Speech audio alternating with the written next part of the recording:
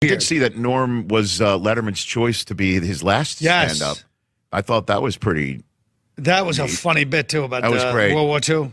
Well, which one? The funniest bit I thought of Norm's that he said was how your phones change everything now. Right. That is a picture. He's got one grainy picture of his great-grandfather, like separating the hogs on the farm. Right. But now, because everybody's got a phone right now, somebody from years from now, here's 1 million pictures of my great-grandfather doing everything in their life. And Norm's face when he did his grandfather. He's just horrified that someone's taking his picture. Like, just looking like in shock, like, don't take my picture. Yeah. Oh, that was a great bit. Oh. But didn't he do the Hitler bit too about it? Where Germany challenges the world.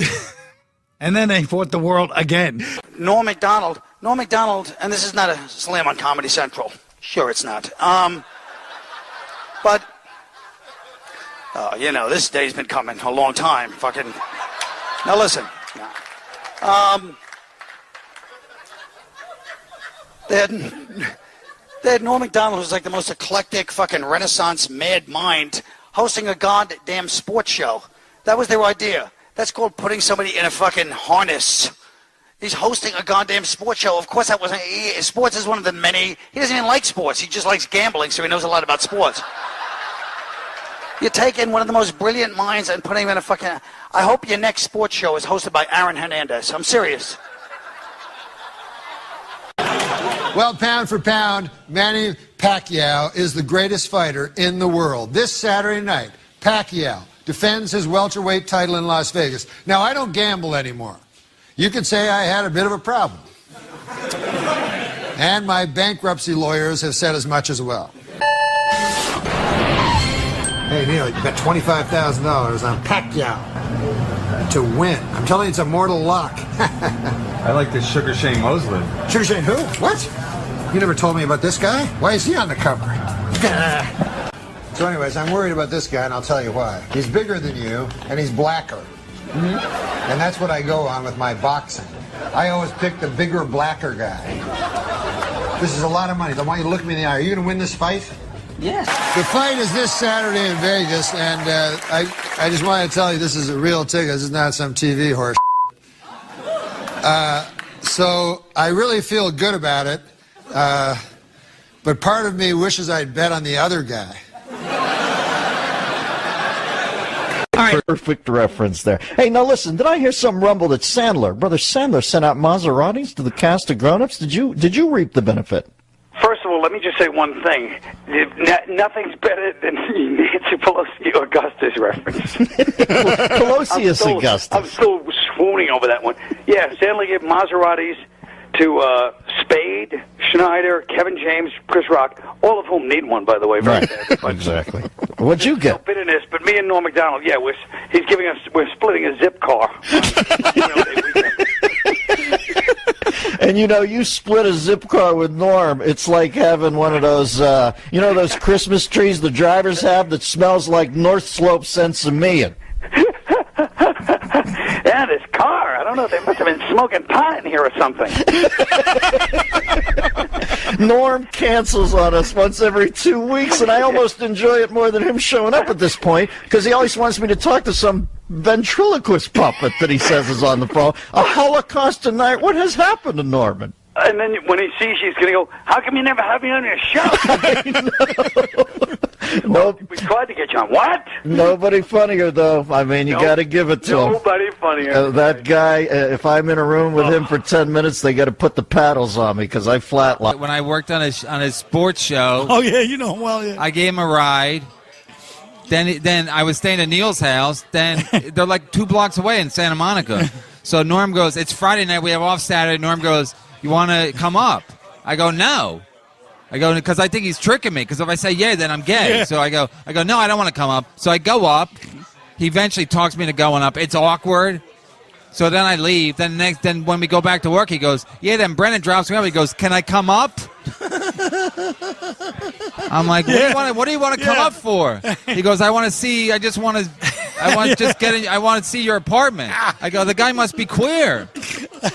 Like he goes to the whole thing. He's like the boss. He's my boss, so I have to let him tell the story. You know? I can't interrupt so him. funny. Yeah. No, it's classic. I didn't know that was one of his He's classic great maneuvers. at that kind of stuff. You say you're homophobic. No, he'll do it with anybody. I mean, we went shopping one time when we were doing the movie in Boston, and then the guy's like, he goes, I need to buy jeans. He just walks in and just announces, I need to buy jeans.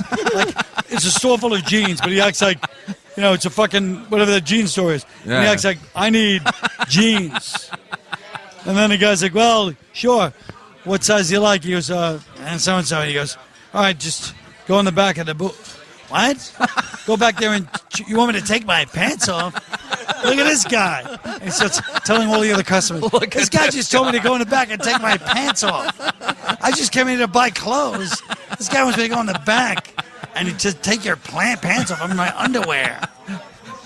Was he was saying that was somebody there with him, or was just? I was with him. Oh, the whole store's laughing, but it's like, oh my what? God. He just causes a fucking ruckus. That's classic.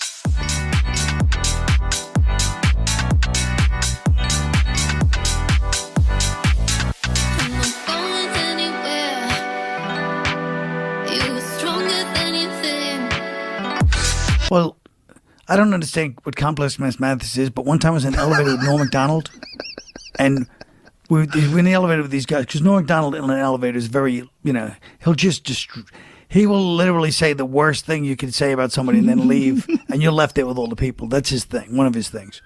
But there's two guys who were talking about some complex mathematic thing. This is in the late 90s at 30 Rock.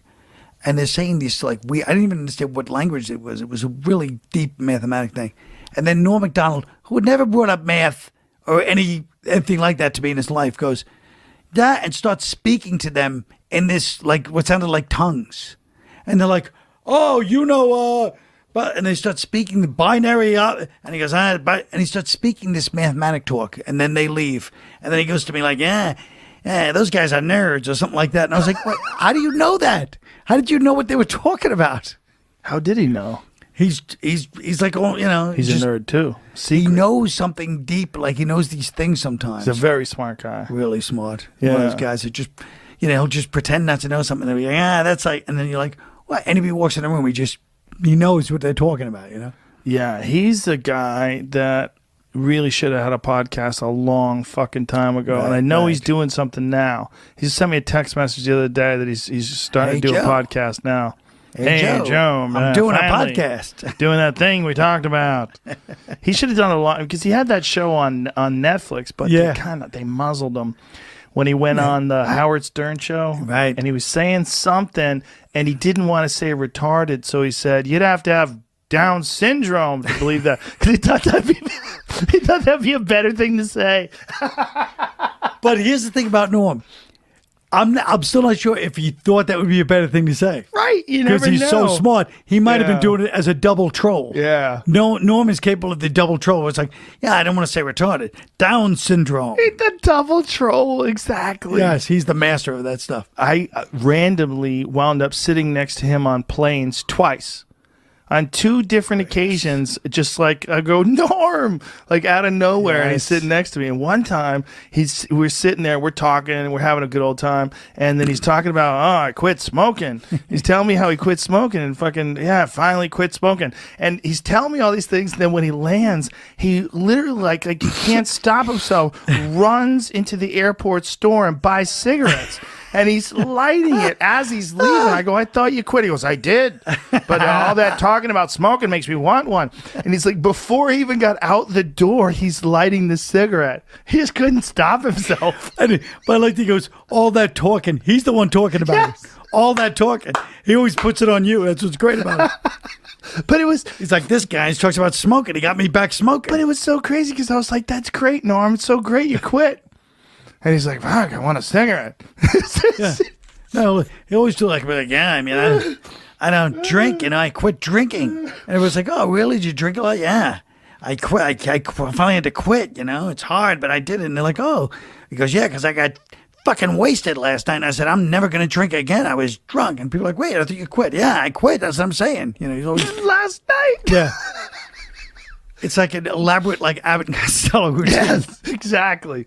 Well, the gambling too. He fucking loves gambling. Yeah. Loves it. Oh, yeah. Yeah. But that's a thing. Like a lot of these great comics are like really impulsive. Yeah.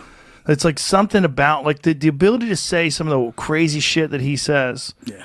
It's you have to have this like hot wire. Yeah. It's just like, yeah.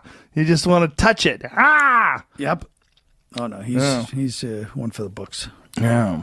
On the subject of SNL, and it's sweet when you took over for Norm, and Gilbert and I haven't said anything. Gilbert, I don't know. Have you spoken publicly since Norm passed about him, Gil?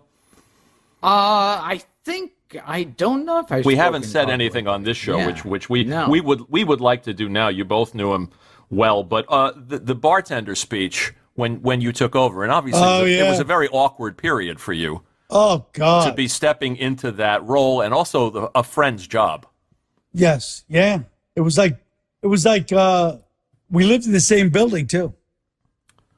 You know how you go to your favorite bar and your local bartender isn't there?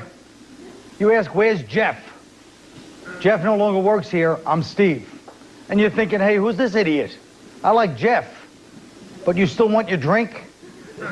And even though Steve doesn't mix your drink the same way you're used to, like Jeff, you still like the bar. You don't have to go to a different bar. And even Steve might feel kind of bad because Jeff trained him. Did he ever say anything to you about that? Did he ever give you a blessing? He was so he was so classy in not saying anything. Yeah. You know what I mean? Yeah. So that's all. You have that great I'm Steve, what can I get you? Yeah. The bartender piece. Well, I'm Steve. What can I get you?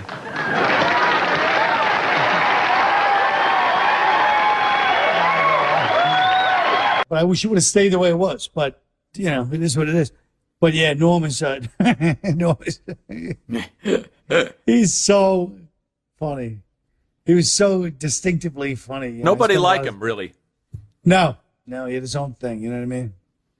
He was just very, well, like Gilbert. I mean, they just have their own, they march to their own drummer, even in a business where everybody marches to their own drummer.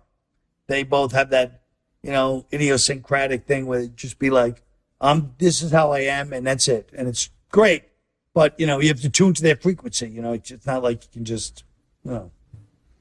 You know what's funny about that first update you did? Here's Norm being fired, as we all know, by Don Ohlmeyer, right, because of cutting too close to the bone with the OJ jokes, when in fact he was doing a public service by telling those OJ jokes. And I'm watching you do your first update. There's an OJ joke. It's like the third joke. Yeah. In the February issue of Esquire magazine, O.J. Simpson said that if I had killed Nicole, it would have been because I loved her very much. And then he said, and if I had killed Ron Goldman, it would have been because he accidentally witnessed me loving Nicole very much. Somebody should buy this guy a John Gray book, all right? You shook his hand once? OJ? Getting out of a car? Well, he was getting out of a limo? He was getting out of a limo middle of the afternoon. And I have no psychic energy. I've never had those kinds of things, you know. But for whatever reason, this was in an afternoon. He's getting out of a limo with a girl. It's spring break. It's packed with people. It's Florida. And they're like, hey, do you want to meet OJ? I go, yeah, OJ. He's greatest running back of all time. You know, great, charming movie star. I shake his hand. He shakes my hand. And he's not even looking at me. He's looking past me. And he shakes my hand. And I felt like a joke of like evil. I swear to God. It's like the Dead Zone. That's what it was like. That's what it was like. And I was like, that was weird, OJ. I love OJ. Well, that was weird energy, you know. Wow. So you picked up on something. I feel like I did, you know. It's, of course, in retrospect, but I remember telling people at the time, so. I was also fond of, going back to your SNL bits, Colin Quinn explains the New York Times. Yeah, that was a good one. And the St. Pat's editorial and Joe Blow. You look like you were having fun, and the best stuff is you and Norm together. That's right. That's right. There's obviously an affection that comes across on the screen. Yes, yeah, and that was the early days of it. It was great. I'm sorry we never managed to get him here. We tried, and for whatever reason, he was as elusive as you. He's more elusive. He's like, he was. I love to do it. I'd love to. You're like, oh, good. How about next week? Yes. What day? And you're like, okay. Yeah. He's like, all right, call him and we'll set it up. Next week is perfect because I'm doing this. You're like, hey, how's it doing? Years later, what happened? What? I thought I was going to come on your show. What happened? It's like, oh, Jesus, Norm. Well, like you say, march to his own drum. Yeah. There was only one man in town who could make people afraid of him even from beyond the grave. And that man was Richard Chubby. Because with Big Chubby gone, there was only one person to take over the family business. His son, Little Chubby. Back again, Burt Reynolds in a commanding lead with $14. Hey, check out the podium. Look at this. Mr. Reynolds has apparently changed his name to Turd Ferguson. Yeah, that's right. Turd Ferguson. It's a funny name. Norm and I were hanging out in his office one day playing a game where he had words and you had to do an impression of somebody saying the same sentence. And he did Burt Reynolds doing it. And we go, oh, well, there we go. So how can we get Burt Reynolds on TV? And then one time I was talking to Burt Reynolds and he said he wanted to come on the show while I was doing Celebrity Jeopardy and then punch me in the face and take over. And then he'd be even stupider. But then I got fired, so he couldn't do it. The sketch that you got on the air, and you say in your book, hey, you know, I didn't originate this sketch. I kind of stole this sketch with permission. But the famous Jeopardy bit. Yes, Jeopardy sketch. Where you play Burt Reynolds, yes. and you say Will Ferrell was key to that sketch because he played such a great Jeopardy host. Yes. That thing was one of the most popular sketches, and you pitched that, but you admit in your memoir that, hey, that's something I got from SCTV. Yeah. And I waited till Martin Short was a guest on the show, and I pitched it and said, can we do the Jeopardy thing? Yeah. They did a sketch on SCTV when I was a child called Halfwits, and it was, Alex Trebek was in the sketch because he was a Canadian. And it was... it was just these kids. It was when two schools would fight each other. Yeah. And so it was real stupid. So I always loved that show, and I said, Celebrity Jeopardy, they always ask such easy questions, and the celebrities are all so stupid. It would be great to do it. Unfortunately, they've already done it, and I feel like I shouldn't just steal a sketch. Right. So when Mr. Short came to do the show, who later became my friend, I said, who wrote that sketch? And he said, Eugene Levy. And I said, maybe we could phone him, and get permission. Get permission. And so he said, yeah, we'll do a conference call. And I said, no, I'll phone, I'm a man, Yeah. So I phoned Eugene Levy, and I asked him, I told him the whole sketch. I said how much I loved the first one, and I asked permission, and he was kind enough to give it to me. There was no better show than that SCTV. That was unbelievable, God, right? It was amazing. It was amazing. Unbelievable. Why does Turd Ferguson? Why does Burt Reynolds hate Alex Trebek? What's funny is I wrote that sketch because on Saturday Night Live you have to do impressions once in a while. Mm-hmm. And I don't do impressions, But I do like 4 or 5 guys from when I was a kid that I liked, Like Letterman I liked, so I could do an impression of him. And when I was a little kid, Burt Reynolds used to be on The Tonight Show, and he was like the funniest guy ever. So I wanted to do Burt Reynolds, but I couldn't figure out how to put him in anything. Right. And so I wrote the sketch Celebrity Jeopardy so I could do my Burt Reynolds.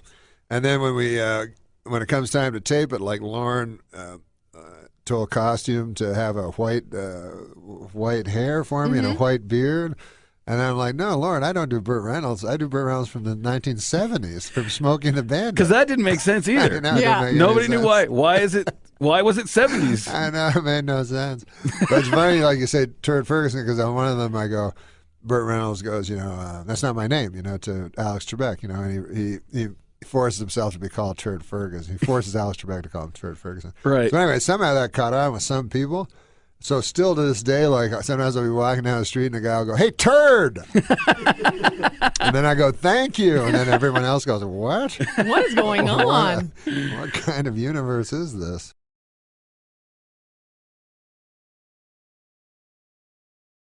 Hey, you worked with Burt Reynolds. Yes, I did work on with the Burt Reynolds. TV show. Right? Yeah, on Evening Shade. Yeah. Do you have any crazy Burt Reynolds stories? He did hit me one time live in front of an audience, and I couldn't breathe and I couldn't say my lines. Slap? He hit me with an open hand, but in the lung, and he's got arms like Popeye, you know, those big forearms. And in the thing, I'm supposed to hit him. I'm supposed to slap him on the back and say something which pisses him off or whatever. And I come out there before the live audience, and when we rehearsed it, he said, "I'm an old stunt man, so hit me as hard as you can." And I guess I hit him really hard because his natural reaction, I guess, was to hit me in the lung. And I couldn't talk, and they had to sort of suspend the big show for a few minutes while I got my breath back.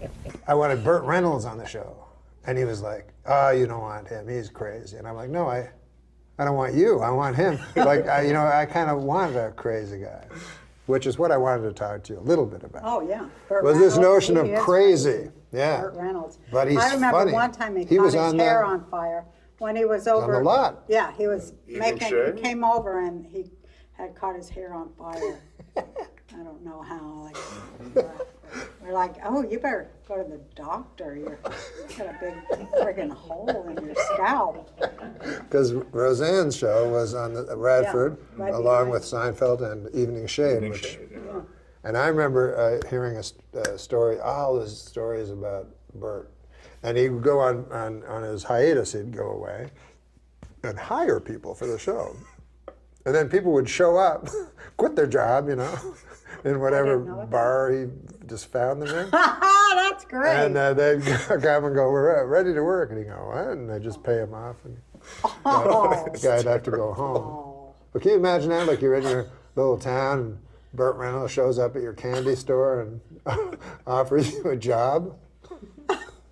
That's kind of, what was he thinking? I don't know. But I think he had some, you were talking about you had OCD. He must have had some crazy stuff. I met Burt Reynolds, though, which was an amazing... Was he pissed? Because he doesn't have a big sense of humor, does he? You know what Burt Reynolds loves to do is slap you in the face really hard. Yeah, he's like one of those masculine guys who's punching you, you know. But no, he was real nice to me. And did he slap you? He told me really funny stories. He told me he was in Deliverance, you know, which I loved. You know, he said, I used to do my own gags. Gags, I guess, are like stunts. He was a stunt man. Yeah. And so he said, they had this gag and where I went over a waterfall. And what, a car or something? No, he just fell. You know, this wasn't. He just falls off a waterfall. Bandit. This was like Deliverance. They were in the middle of. Right. So he says, "I'll do the fall. We don't need a stuntman." Frankenheimer says, "No, we need a stuntman." He goes, "Nah, we don't want that." He goes, "Okay, well, we'll just use a dummy. We'll just throw a dummy over, you know?" Yeah. And he goes, No. So Frankenheimer's idea was just to throw a dummy over, and Burt Reynolds said, "No, absolutely, I'm going to do it myself." So Burt Reynolds says he does it, and he said he did. You know, he said some term I'm not familiar with. You know, I do a half bike or something like that. He said his shoulder immediately hit a rock, then his head hit another rock. Oh, God. And then he said, the next thing you remember, he's way downstream. All his clothes had been torn off him. And he looked up and he was just like in shock, right? The next thing he remembers, he's waking up in a hospital. Yeah. John Frankenheimer is at his bedside. And he goes, then I said to John, how'd it look, you know, on the daily? And John Frankenheimer said it looked like a dummy falling off a clock. So that made me laugh. So he does have a good sense of humor. He has a very good sense of humor. And did Burt smack you around a couple of times just to show you where it was at? So what was the first sketch that you ever got on, or what was the first written material that you ever got on the show? I wrote a sketch for the first show because Burt Reynolds had just was on Larry King Live and was kind of famous at the time that because he was in a contentious divorce with Lonnie Anderson, and he was wearing this crazy purple suit on Larry King Live, and he announced, "I will, Lonnie Anderson is lying, and I will get her on this show with you, Larry, and we'll both take truth serum." And I was like, "Truth serum? What? Is that even a real thing?" So it was so funny. And then so I wrote a sketch where they both drank like from beakers of truth serum, you know.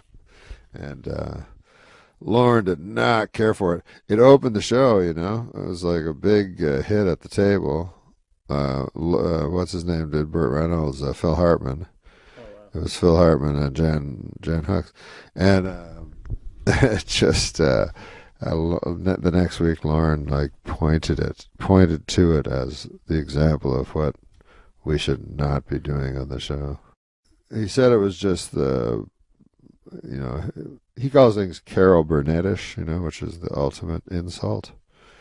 He said it was just the most Carol Burnettish type of sketch. But I didn't know what I was doing. I don't know. And he let me do it. It got all the way to the air. He chose it, and he put it on first. Not my fault. I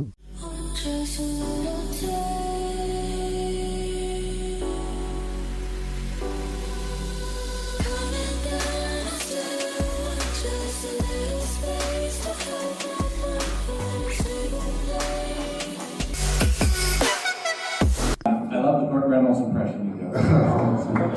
So a bit about A, like the genesis of it. B, has Burt, have you met Burt? Has he commented? And just while I have this, over the 41 years of SNL, I'm wondering, besides Farley, going back to day one, who are the players that really you most admire and maybe shaped anything? Well, when I was a kid, I liked, my favorite was Dan Aykroyd about 9 Miles.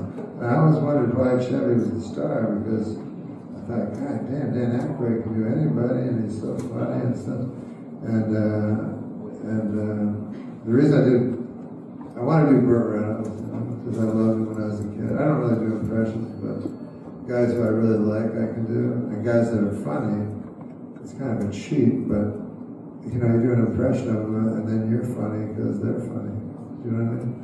So I always used to watch him on the Tonight Show, and I said, I gotta give him a sketch. So then I stole this sketch called Halfwits from Second City, and I turned that into Celebrity Jeopardy. And I felt really bad for stealing the sketch. And so I waited until Martin Short was coming on. And I said, Martin, can I do this sketch? I stole it from Halfwits. And then he said, I didn't write it. Eugene Levy wrote it. And I had to phone Eugene Levy and ask him. And he was a gentleman about it and said that I could do it. But then when I did it, Lauren picks out the wardrobe. He had this gray hair and gray beard and stuff. And I was like, no, I want to play it from the 70s.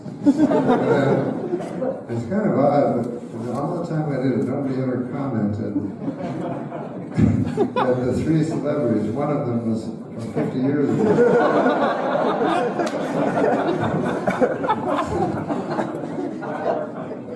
Oh, Burt, yeah, no, I met him, and goddamn, that guy was funny. He just told me the funniest stories. And he wanted to, he said he wanted to, this is a story to him. He said, he could all these girls when he was young, he was so handsome and everything. He said one time he was in a hotel, and there's this beautiful blonde, and she said, just come up to my room, have a lot of sex. So he goes up to her room, and they're kissing on the bed and stuff, and then he said she whispered in his ear, and she said, I'll be right back. I have to take a dump.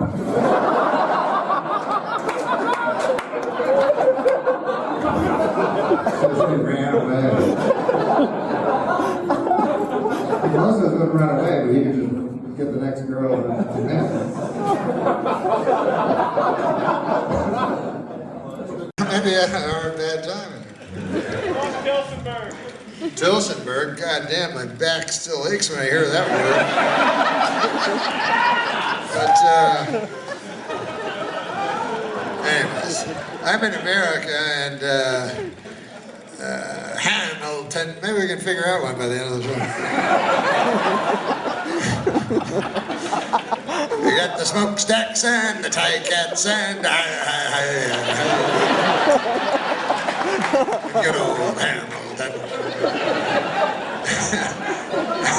The tie cats.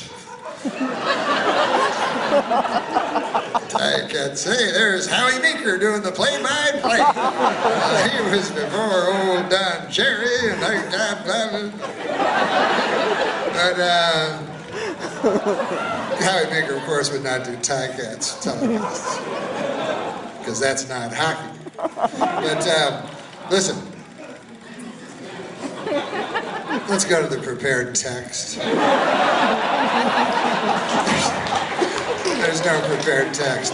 But I've written some words down on this piece of paper. Because Steve brings a goddamn fucking computer out. And then he got me nervous. I'm like, what if I forget everything?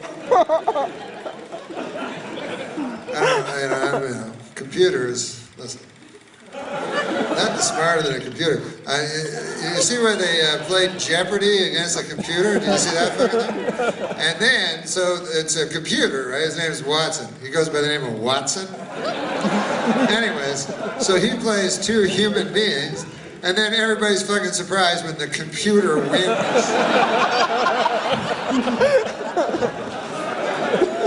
I thought it was going to be that guy who worked at the hat factory.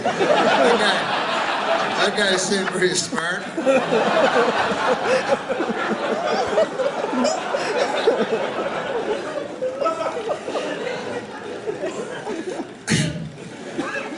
Even their anecdotes, Alex Trebek's like, well, Watson, you have a funny story for us? And he's like, yeah, one time Oscar Wilde went up to George Bernard Shaw, and then the next guy's like, fuck, this sounds like another good one. I was going to tell my one about that fellow that took the wrong hat that day. You can't be no fucking computer. What do you... They know everything in the world. 1937, the computer, like computer pornography. I would advise you not to, on account of I don't know. I think it changes you. Fundamentally changes you. Because you're just a regular fella, and then you're fucking looking at this stuff. And then first, because I only got turned into it about a couple of years ago, I was late to the game, but I couldn't fucking believe what I was seeing. First of all, there's thousands upon thousands, and you never see the same girl twice. That's the weird thing. You go, good Lord, is every girl a whore? I've never met a lady like this in my life. Where do they live? I don't fucking... And they're just with some fat guy with a big belly, I don't know. Anyways. And then you get desensitized to it too, That's what happens after a while, because at first you can't stay, you're whacking off 6 times a day. But after a while you get, like they say in the big books, desensitized. I don't know if you've ever read those big books. That's a word they enjoy putting in there. And what that means is you're watching it and you're like, man, she's only taking 6 cocks up her ass. Why is she getting in business if she's going to be such a prude? I'll find something else. I'll find a worse thing a human can do to another human. I need to, You don't want to reach that stage. Then you got to pull away and try to be a civilized human again. Man, enough filth. What I was going to say about America is that when you go there from Canada to live, you realize things are important. Like everybody got a fucking opinion about it. You guys like fucking whatever. But everybody got an opinion, And in Canada, I grew up, and I didn't really have like opinions and stuff like that, And I think it's because it's my Canadian nature not to because things are very important in the United States, like elections and stuff like that. You vote for the wrong guy, he could blow up the fucking world. So that's because they got a red phone. You don't get no red phone. They're not going to give Canada a fucking red phone. But, so there, it's a very important decision who you vote for. And here, when you vote, it's always like, who are you going for? I don't know. I think I like that guy that wants to build that bridge. I'd like to see a bridge over the... So it's not going to be that consequential one way or the other. And then also, you don't even get to vote for the fucking top guy. You just vote for the fucker who lives down the street. Then he's in Parliament, and he's like, hey, what about that bridge? And they're like, shut the fuck up. That goddamn bridge. Why the fuck would we care about You're riding. What? We don't care about your riding. But in the States, people are very, very into opinions, you know, and everybody's got one, and, you know. And I don't know when that started, because, like, I know virtually nothing, you know? And so I daren't have an opinion on most things, because I don't want to be wrong, you know? And, but people ask all kinds. Like, one guy came up to me the other week, he was like, hey, what's your opinion on stem cell research? So I'm like, me? That's an interesting question. I'll tell you what, why don't I go to science school for 10 years, and then I'll come back here.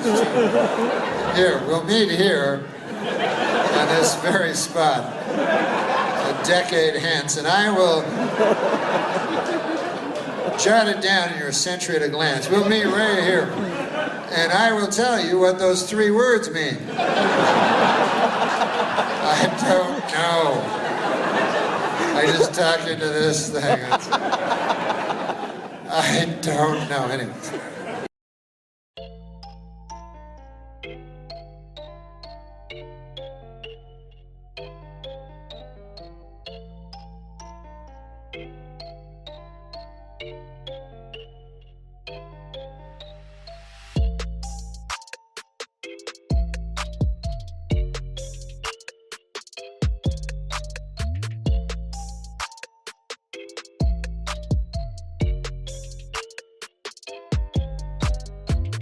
There's one other thing I'd like you to read, which is, I think, a chapter that really struck me. I'm speaking, you know, totally genuinely. I read this chapter called The Final Chapter.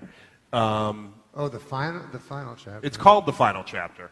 It's not the last chapter Well, of the book, though. But it's called The Final Chapter, and it's not quite as long. And it's not a funny, I don't think it's funny.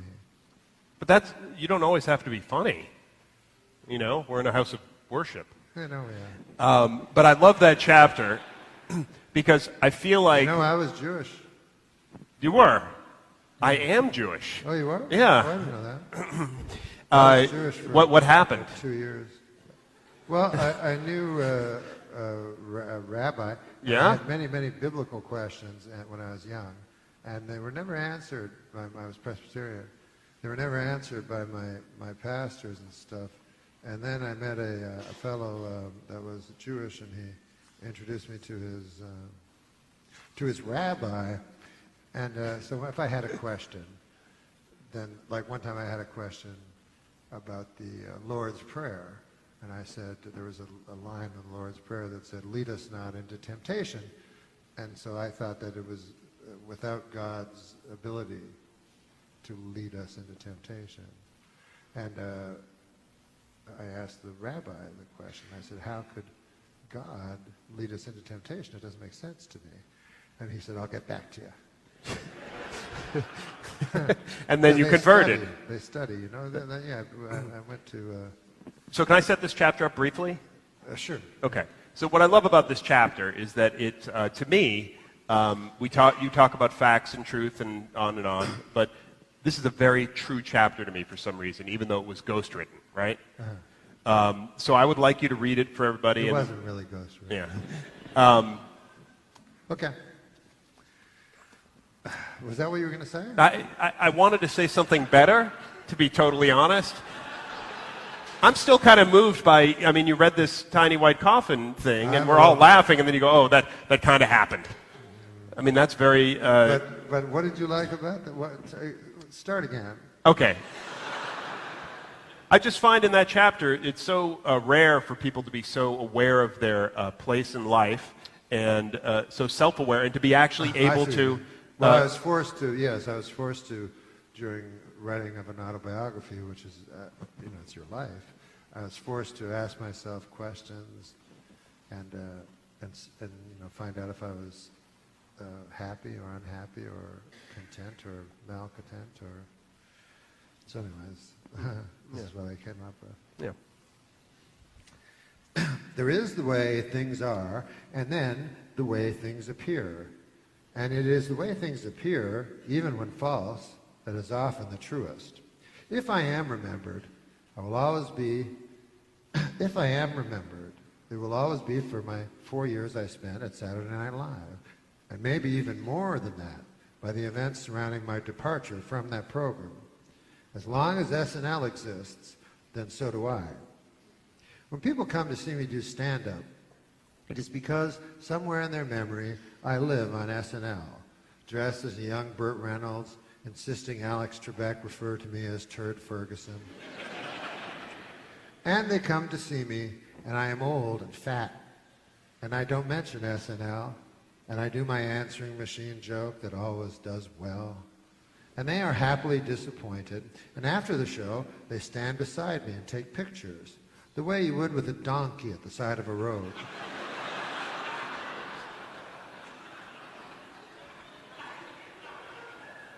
They tell me they are big fans, and they don't care what their girlfriends say.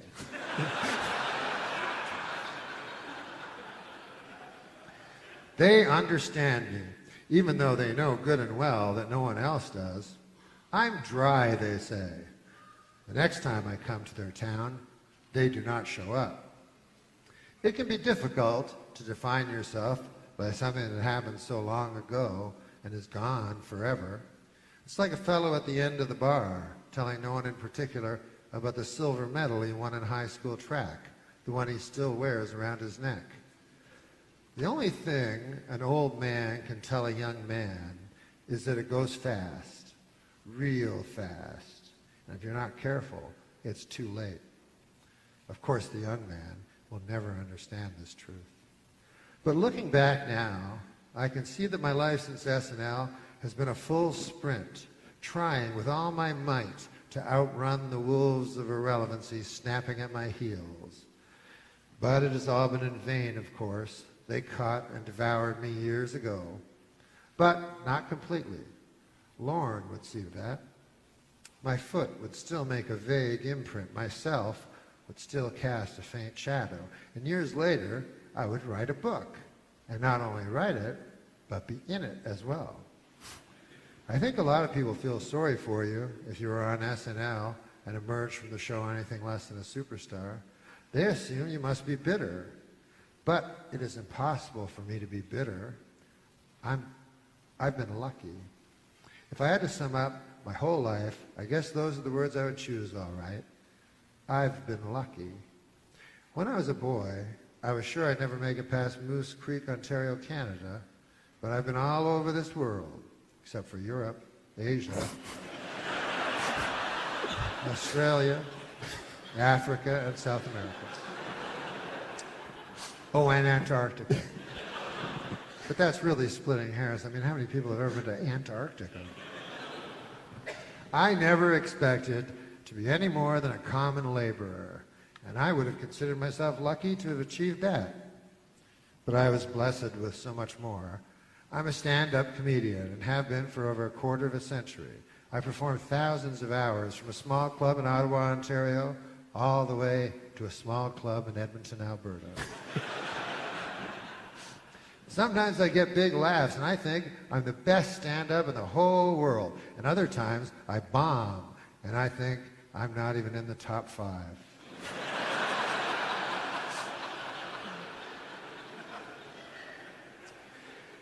Before I was famous, I had a whole bunch of jobs where all I needed was boots. People would look right past me in the street, or if they did look at me, it was with a mean look. But when I got famous, people would look at me and smile and wonder where they knew me from. If they flat out recognized me, they'd laugh and dance like they'd won a prize. And I'd just stand there and smile and feel warmth from their love. So the fame made the world, which is a real cold place, a little less cold. And as for my gambling, it is true, I lost it all a few times. But that's because I always took the long shot and I never came in. But I still have some time before I cross that river. And if you're at the table and you're rolling them bones, and there's no money in playing it safe, you have to take all your chips and put them on double six, and watch as every eye goes to you and then to those red dice doing their wild dance in freezing time before finding the cruel green felt. I've been lucky. I need your love. You free my mind. I need your love. Yeah, you free my mind.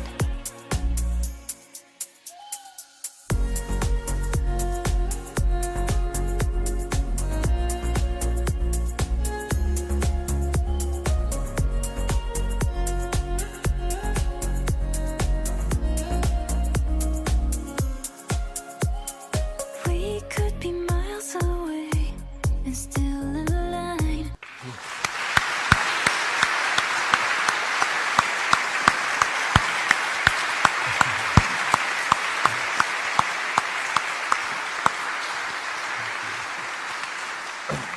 Beautiful chapter. and Thank you it's- for clapping. Yeah. It makes me feel nice. Last week on Larry King Live, Marlon Brando made the shocking statement that Hollywood is, quote, run by Jews.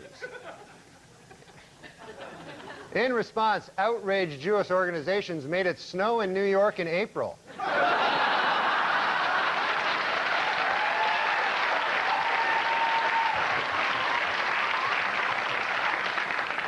Well, earlier this week, actor Marlon Brando met with Jewish leaders to apologize for comments he made on Larry King Live.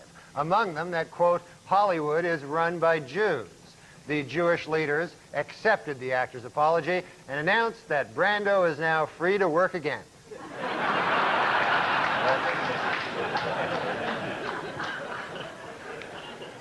While in England, where he spoke at Oxford University, Simpson had defended actor Marlon Brando's criticism of Hollywood Jews.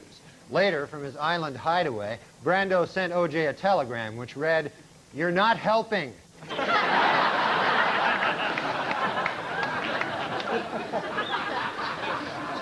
In Cincinnati, is Cincinnati Reds owner Marge Schott an anti-Semite? Well, it is beginning to look that way. According to a report out today, on the entire Cincinnati Reds team, there is not one Jewish player.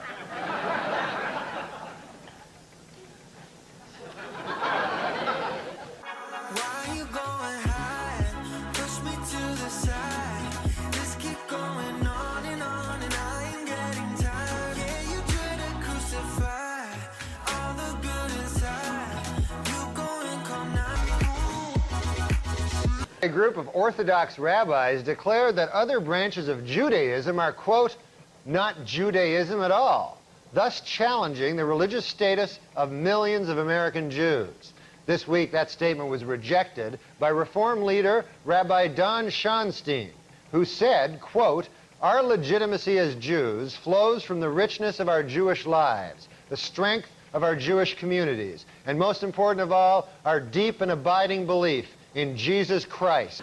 Finally, folks, next week, Jews everywhere will be celebrating the holiday of Yom Kippur, or as non-Jews refer to it, Wednesday. Why did Mike Tyson break up with his girlfriend? Which one? At first, he thought she was irresistible. But then they started having irreconcilable differences. That's just whack. It's about your ear, man. What are you whispering about? We gotta go? 20 seconds till we're off. 20 seconds, man, to read that joke. How many people have to die before we finally do something about dropping pianos? It was good to see those workaholic guys, because I personally am a workaholic. For many years, I was helplessly addicted to workahol. So, but one big news story: Twister is the big what do you call it? Movie, yeah. Twister's the big movie, and I got some news. Apparently now they're thinking about Oscars for the movie. Yeah. They're thinking of Best Actor for The Wind.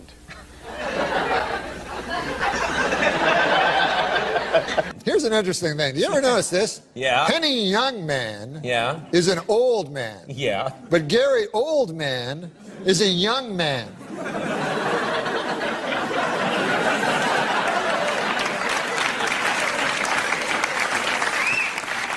What about Paul Newman is an old man?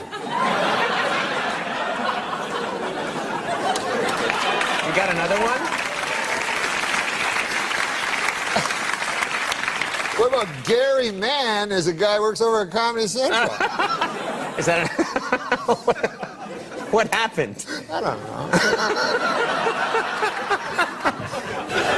I'll tell you this about Johnny Depp. He's taken this sexiest man alive thing and he's using it to his benefit, as all good people in show business should. The new movie he's doing, Pirates of the Caribbean 3, he'll be doing full frontal nudity to... Is that true? Yeah, it's rated R! Oh my God! What the hell was that? The Winona Ryder is in trouble. She took the stand today, and now the stand is missing.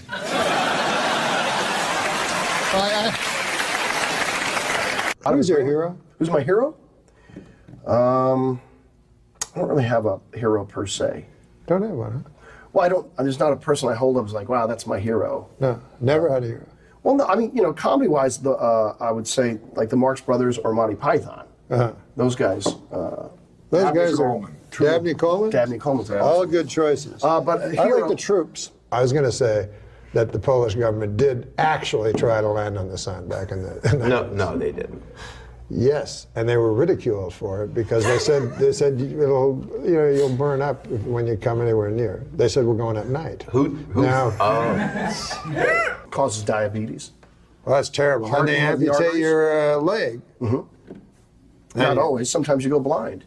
Sometimes you go blind. Yeah. Sometimes both. And then you can't. At least you can't see that you only have one leg. You know what I like about this show? It's not afraid to take on the issue. Yeah. I was in Cambodia once. I ate a brain. It was brain. Really? Yeah, mine was stupid. Now, what about this joke here? It's kind of a weird feeling watching the Flintstones lately. Yeah, it's weird watching Flintstones. Sure, yeah. How so? With their Stone Age drive-in movies and their caveman bowling, it just seems so dated. It does in a way. Because of droughts all over Europe, scientists are predicting a global shortage of olive oil. Soon the world will know how Popeye felt after the death of his wife. Olive oil. Remember how fucking skinny and ugly she is, and they'd always want to fuck her? This would be a good joke for this. You could do the music after this joke. A man in France tried to rob a bank using underwear as a mask. The cops put him in jail right after a quick debriefing. The man behind the voice of Tony the Tiger. Sadly, the man behind the voice of Tony the Tiger died at 64. His last words, "I don't feel great." I gave it something. Yeah. A Florida man was arrested for stealing a truck filled with $75,000 worth of Campbell's soup. I, for one, hope this guy goes away for good. Wow, there you go. I think there's nothing cooler than being a lone wolf, except at wolf picnics when you don't have a partner for the wolf wheelbarrow races. There you go.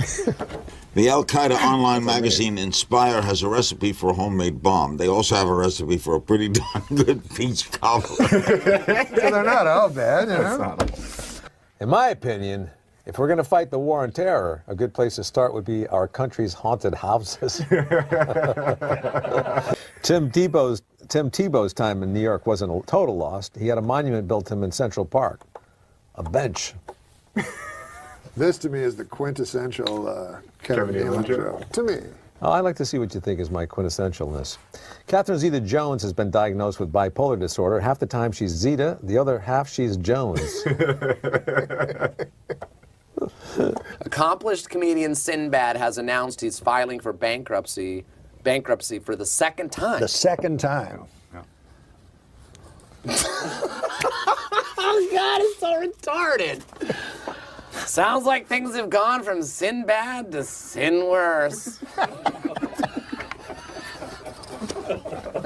I read a story A 17-year-old kid who stole a plane, crashed it, and survived.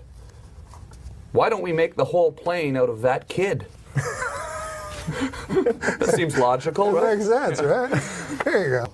I don't know if this counts as an NCAA Cinderella story, but one of the Marquette players said he had help making his uniform from a bunch of singing mice and birds. I signed up for my company's 401k, but I don't think I can run that far. It is a long way. You know, you ever hear of steampunk? Yeah, I like it. Oh, you do? Yeah. Well, there's a joke for you. I wouldn't call myself a fan of steampunk, but I will say it's the healthiest way to prepare punk. If tampons are called sanitary napkins, how unsanitary must regular napkins be? Can you see like George Carlin doing that or something? Yeah. Yeah. It's a true story, actually. I once missed a day of cosmetology school, and later I had to make a makeup class. Wow. Ariel Castro, the Cleveland kidnapper and rapist, must have had a very difficult upbringing. His last name's the same as a ruthless dictator, and his first name's the same as an adorable little red-haired mermaid. Mermaid? Recent studies show fish can communicate with each other using subtle physical gestures. One of their most common messages, let's leave this party early. What about this? 42-year-old Richard Swanson set out to dribble a soccer ball from Seattle to Brazil, but got hit by a car in Oregon and died. Well, at least he got to die loving what he do. At least he got to die doing what he loved, Nick. Dribbling a soccer ball in traffic. No, that's not nice. That's a good one. I think my doctor might be retarded. Why? His name is Dr. Retardo. Oh. It's a good chance. A Westchester parking enforcement officer stole $89,000 in quarters. How much laundry does this guy need to do? Police in Tennessee arrested a teenage girl when they found a loaded handgun in her vagina. When questioned, her boyfriend said, I guess that explains why my cock... I can't say that word. I guess that explains why my cock kept getting blown off. I don't get it. No, a tractor trailer flipped over, releasing millions of bees, which stung the driver hundreds of times. Speaking from the hospital, the driver said, no flowers? Hey, how about this one? Yeah, okay. This is a terrible story. The Nigerian kidnapping victim in Nigeria are being forced to marry their captors. I'm glad to hear these kidnappers are old-fashioned. In a way. Yes, yes. In a way, I mean, they're getting married.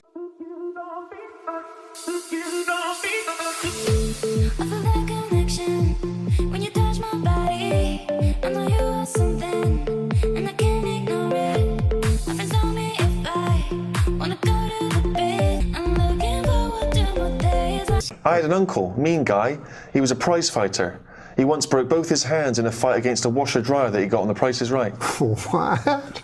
Why The Price is Right? He was a prize fighter and he won it on The Price is Right. He won the prize. A prize fighter. Yeah, and he won the prize and then he had a fight against it, which was washer-dryer. God damn. Hey, by the way, I've noticed the term adult toy always refers to something you can shove up your asshole and never like a big race car, like for a grown-up. Another good observation. Yeah. Playboy magazine has done away with the nude photo layouts altogether. In other words, they've eliminated ladies in the altogether altogether. Oh man. That's a sort of radio DJ joke, I feel. The way you have your to voice, right? delivered it. In other words, they've eliminated ladies in the altogether altogether. Here's Taylor Swift. It's a joke, an Adam Egget joke. How do you say the name? Adam Egget. Egget. Spelt differently. Like the bird.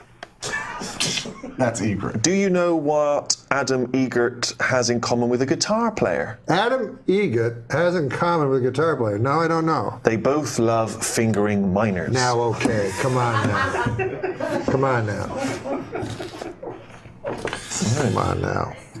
You know, we just saw this footage of you doing these amazing tricks And I can't imagine doing anything like that. But are there any tricks that you're known for in particular? I know that, you know, different athletes maybe have different moves. Is there one that's kind of yours? There is. Funny you should mention. It's called the crippler. The crippler? The crippler. Okay, did you come up with that name? No. Definitely not. My mom, every time I say it, she's like, can't we come up with something more sweet and feminine? Right. The crippler's a little scary. What does the crippler involve? Describe this move to us. Okay, so in the half pipe, you have a front side wall and a back side wall.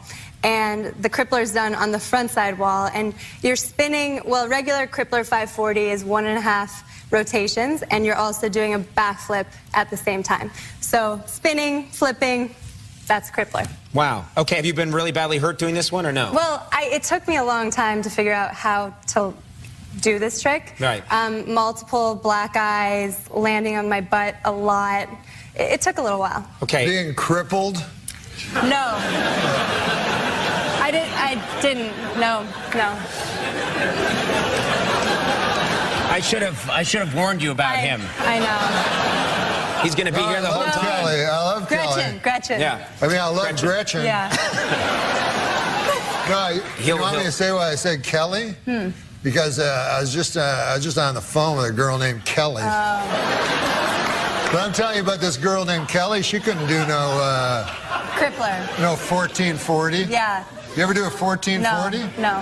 Oh, sorry. Yeah. What's the most you've ever done? 900. 900 is That's huge. pretty good. That's pretty good. Yeah, 900 is. What? Andy, I may ask you to take Norm for a walk. Oh, okay. Just around the parking lot. Now, Norm, in his own way, brings up a good point. Right. Which is there's crazy terms That's that you true. use in this snowboarding, right? Yeah, they don't just say it's the crippler is one of them, but give us some examples of some of the terms people use. Yeah, so there's, everyone loves to talk about this because the snowboarding lingo is just a little out there. But we have, like, in snowboarding, style is really important, and where you grab your board, it's really important. And so there's some crazy names for grabs, like the chicken salad grab, the roast beef, Japan air, stale fish, slob air. Do they mean, I mean, is there a reason for those names, or they just randomly, you're just throwing stuff out like the flosser and the, you know, the onion stew? I mean, you're just throwing stuff out there that has no relation to anything. You should come up with a snowboard Jub pie grab. and gob gob. Yeah, maybe if you want to come up with, like, where to grab it and then call it something, and I'll bring it out. Oh, what about the contest? Like? Here we go. Here we go. No, she asked, but I like that crippler.